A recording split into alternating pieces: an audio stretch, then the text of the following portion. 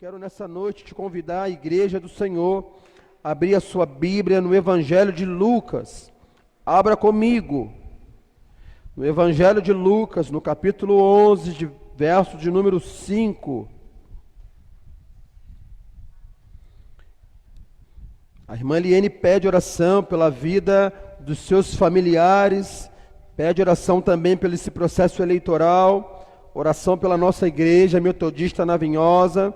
A nossa irmã Dega Fonte pede oração pela sua casa, pela sua família, pela sua prole, pela sua parentela. O nosso irmão Maxwell pede oração pela sua família. E nós vamos orar para que Deus venha abençoar as famílias. Obrigado. Evangelho de Lucas, capítulo 11, verso número 5. Diz assim a palavra de Deus, para que possamos ler a palavra, meditar e ter um tempo de qualidade de oração com Deus. Disse-lhe também: qual de vós que terá um amigo, e se for procurá-lo à meia-noite, e lhe disser: amigo, empresta-me 3 pães, pois que um amigo veio à minha casa, vindo de caminho, e eu não tenho o que lhe apresentar-lhe. E se ele respondendo de dentro disser: não me importunes, já está as portas fechadas, e os meus filhos estão comigo na cama, e não posso levantar-me para te dar. Amém? Feche seus olhos, vamos orar.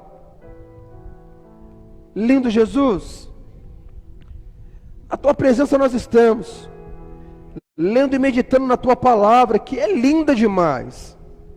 Assim como o Senhor falou no meu coração, fala no coração da tua igreja, ministra no coração da tua igreja, porque o próprio Jesus teve um tempo de qualidade com os seus discípulos, e é necessário que tenhamos um tempo de qualidade com o Senhor Jesus. Eu oro, Deus, para que o Senhor venha abençoar a tua igreja, os teus filhos que vieram de maneira presencial, os teus filhos que estão ouvindo e assistindo online, ou que vão assistir depois dessa live. Nós somos gratos nessa noite, no nome de Jesus Cristo. Amém. Graças a Deus. Sente, meu irmão. Senta, minha irmã. Numa outra tradução, a palavra de Deus diz assim: então Jesus disse aos seus discípulos, a quem ele tinha escolhido a dedo para poder caminhar e instruir a respeito das coisas dos céus: imagine que um de vocês vá para a casa de um amigo e à meia-noite e lhe diga: olha, amigo, me empreste 3 pães, e que um amigo meu acaba de chegar de viagem e eu não tenho nada para lhe oferecer.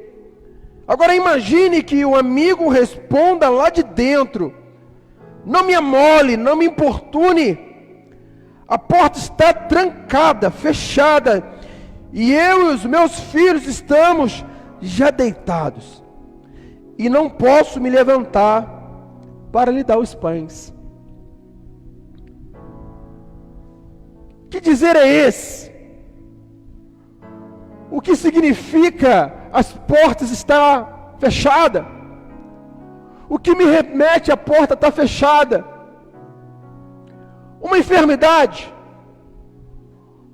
uma crise social, porta fechada, um caos social, um intempérie da vida, uma ruptura de um relacionamento, porta fechada, uma amizade que foi embora, um luto, alguém que amamos que já não está mais diante de nós, porta fechada, falta de recursos, de oportunidade, porta fechada, onde ninguém se depara, ninguém quer, porta fechada, onde ninguém quer se deparar, porta fechada, onde a oportunidade não chega. E o texto que nós lemos foi um texto onde os discípulos de Jesus chegaram para ele e falaram assim: Jesus, os discípulos de João Batista, eles aprenderam a orar. O Senhor não quer nos ensinar não como devemos orar? Jesus fala assim, claro que eu quero te ensinar. Nós devemos orar assim. Ele começa a transliterar, a traduzir a oração do Pai Nosso. A oração do Pai Nosso não como uma reza, mas a oração do Pai Nosso como um modelo. Como devemos nos colocar diante de Deus. Como devemos nos posicionar diante do Criador de todas as coisas. Como devemos conversar com El Shaddai. A gente reconhecer quem somos e quem Ele é. A gente vê que somos falhos e pecadores ao ponto de receber o perdão de Deus por intermédio do perdão que eu derramo sobre a vida do meu próximo. A gente ter a abstância, a nossa mesa completamente abastecida por intermédio do entendimento que eu tenho de Deus, o provedor do meu lar. E ele fala a respeito de não cairmos em tentação, mas um Deus que é o reino, o poder e a glória para sempre. Só que agora nós lemos um texto que fala sobre 3 versículos. Esses 3 versículos vai falar com que Jesus, ele começa a trazer a importância de reconhecer esta parábola, simplesmente ilustrativa, não simbólica, pois Deus não é certamente um amigo insensível, de má vontade. Ele não nos vê como vizinhos importunos e desavergonhados. O argumento aqui então raciocina-se do menor para o maior, do pior para o melhor. Se verdadeiramente somos amados de Deus, em vez de desprezados, e se Ele está ansioso antes que hesitamos para ouvir os nossos pedidos, porque a fidelidade da oração, ela não produziria nada, somente um ouvido atento, mas uma boa vontade dá frutos, para que pedimos com consistência, com a sabedoria divina. Então Jesus ele traz uma ilustração dizendo, olha, imagina você, chegando na casa do teu amigo, não do teu colega, porque se você está precisando de algo, você vai bater na porta de alguém que pode te favorecer, te ajudar. Ninguém vai bater na porta de alguém que não possa lhe oferecer nada. Ninguém vai entrar na igreja que não possa lhe devolver algo. Todo mundo que entra na igreja, na casa do Senhor, que bate na casa do Senhor, é porque sabe que entrando e batendo na casa de Deus, é sinal que alguma coisa Deus vai sinalizar, é sinal que ele tem falta de alguma coisa, e vai ser respondido e saciado da sua necessidade. Ninguém vem na igreja sem antes receber de Deus algo que ele vem buscar. Na igreja nós viemos buscar adoração, na igreja nós viemos buscar comunhão, na igreja nós viemos buscar aquilo que nós precisamos, relacionamento com Deus, relacionamento com o meu irmão. Na igreja nós viemos buscar ser aferidos no Senhor. Na igreja nós batemos que entendemos que é neste lugar que Deus se abre para nós. Para quê? Amigos! Você não bate na casa do seu inimigo, você bate na casa do seu amigo. Agora um camarada que estava necessitado, bateu na porta do outro, falou assim, olha, eu quero 3 pães. Não é nem para mim não, mas eu recebi um amigo, e esse amigo que eu recebi, eu não tenho nada para oferecê-lo, e eu estou te pedindo 3 pães. Se ele bate lá para pedir 3 pães, é sinal que um amigo tem condição de dar os 3 pães. Se ele bate lá e as portas estão fechadas, e ele pede 3 pães, é porque ele sabe que daquele lugar, daquele ambiente, a pessoa que está lá dentro tem condições dali dar os 3 pães. O que ele quer passar é a importância de nós apresentarmos para Deus como somos, mesmo quando nós sentimos longe dele, com a porta fechada. Mesmo quando estamos longe de Deus, com as portas fechadas, Deus sempre é um bom amigo que te pede algo. Deus bate na porta sua que está fechada e te pede algo que sabe que você tem.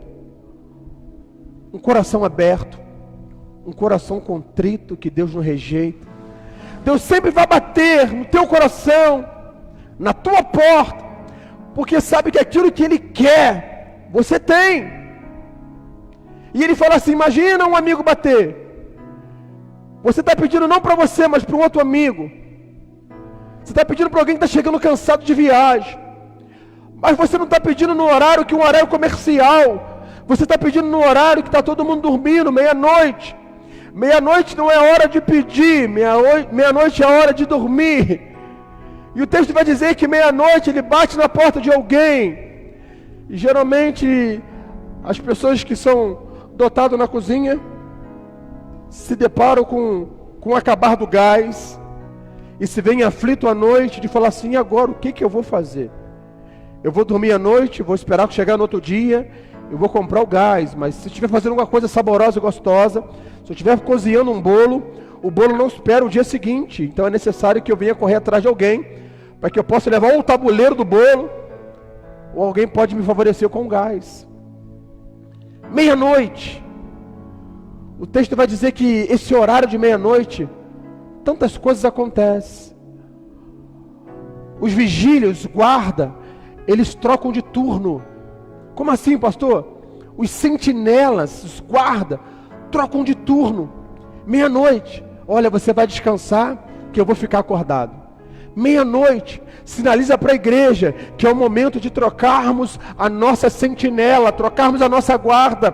Tem gente que está dormindo, tem gente que está querendo dormir, e é o momento de você se posicionar, é o momento de você se levantar numa guarda de meia-noite, bater na porta e a porta fechada, e você falar assim: não, eu me levanto para fazer a diferença. Portas fechadas, pastor, por que porta fechada? É porque na porta fechada que nós reconhecemos quem somos. E é com a porta fechada que entendemos quem Deus é. É com a porta fechada, meu irmão, que o teu cristianismo se aflora. É com a porta fechada que nós entendemos quem é que está do nosso lado ou não. Com a porta fechada nós vamos sinalizar onde os céus se abrem para começar a abençoar. Como assim, pastor? Jesus, quando foi ter com discípulos na sua ressurreição e ascensão, as portas não estavam abertas, estavam fechadas. E é na porta fechada que os milagres acontecem, porque nós não dependemos por intermédio das coisas que vemos, nós nos posicionamos e nos movemos por intermédio daquilo que não vemos. Porta fechada. Eu não sei quem está do outro lado, mas se eu estou com Deus, meu irmão, o que está lá vai me ajudar, vai me favorecer. Porta fechada. O grande Noé olha para Deus com as portas fechadas. Ele fabrica um Titanic, e nesse Titanic de porta fechada, Deus faz coisas grandiosas na vida de Noé. Porta fechada. Caçoaram de Noé, não tem importância, meu irmão, mas com as portas fechadas Deus faz um milagre. Pastor, a enfermidade que eu tenho na minha casa está me deixando com as portas fechadas, meu irmão. É com as portas fechadas que Deus entra. Pastor, mas vai entrar como se a porta está fechada? O meu Deus não espera e não se posiciona com a física humana. Ele interrompe, ele avança, porque ele quer fazer é abençoar a tua vida. Pastor, eu não quero apresentar para Deus que está muito fedendo, está ferido. Ei, meu irmão, Deus ele te respeita, claro que ele te respeita, mas a intenção de Deus é te abençoar. Se ele entende que ele quer te abençoar, as portas podem estar fechadas, ele vai entrar e vai falar assim: eu quero te abençoar. Me faça entender essa questão da porta fechada e Deus querer me abençoar, pastor. Eu vou lá no livro de 2 Reis, o profeta chega e fala assim: olha, fecha a porta, fecha a porta, fecha a porta, fecha a porta. Eu vou orar e o menino vai voltar a viver. O menino tem coisa que acontece com a porta fechada, não é com a porta aberta. Tem coisa que acontece na minha vida e na tua vida, não é com a porta aberta. Porque com a porta aberta, meu irmão, os outros vão ver. Como assim, pastor? Teve um decreto lá com o povo da Babilônia: não pode orar, não pode buscar a Deus. Daniel estava com as portas abertas, janelas abertas, estava tudo aberto, e ele foi lançado na cova dos leões, mas a porta das covas dos leões não estavam abertas, estavam fechadas. No natural, morreu-se. Mas quando eu entendo que Deus se move nas portas fechadas, nos cárceres fechados, Ele entra no teu problema, Ele entra na tua dor, Ele fecha a boca do leão, e aonde ninguém vê, onde todo mundo imagina que está tudo ao contrário, Deus faz o milagre, poupa a tua vida, ministra a cura, ministra milagre, te coloca de pé e faz com que a tua vida venha ser exemplo na vida de muita gente, porque muitas pessoas vão se posicionar diante de Deus, por intermédio da tua vida que está com a porta fechada e Deus operando maravilhas. Que coisa linda! E agora está Jesus ministrando sobre a porta fechada. A porta fechada que outrora o teu vizinho bate pedindo ajuda e você não abre, fala que está com teu filho, está com a tua família e não pode abrir, com medo do perigo da noite, com medo do ladrão, com medo de levar aquilo que é teu, com medo. Mas reconhecemos pela voz.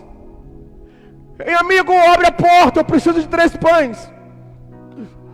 A tua voz é irreconhecível. Se eu pedir para você fechar os olhos e pedir para algum irmão falar alguma coisa, você sem questionar, o irmão começar a falar, você vai falar assim, ó, essa é a voz do irmão Renan. É inconfundível. Se eu te pedir para fechar os olhos e o irmão começar a falar, você vai dizer com muita propriedade assim, essa voz do irmão Tiago. Tem vozes que são inconfundíveis.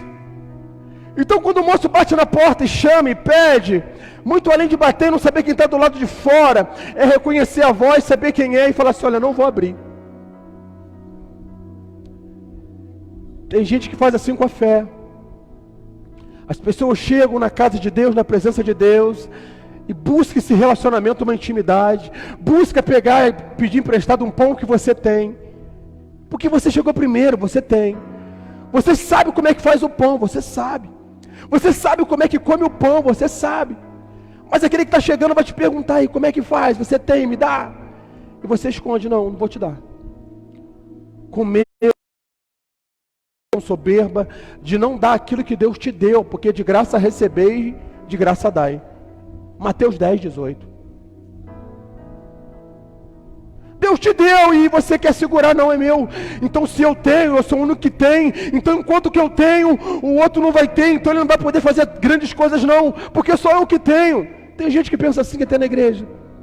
Enquanto que eu tenho, só eu que posso executar e fazer, o outro não tem, então ele tem que esperar eu me mover, eu fazer, então se eu não fizer, ele vai ficar quietinho na dele, porque só eu que posso fazer, e não é assim que Deus quer. Ele vai permitir alguém bater na tua porta que está fechada, e se você não abre, ele vai abençoar o outro, você abrindo a porta ou não.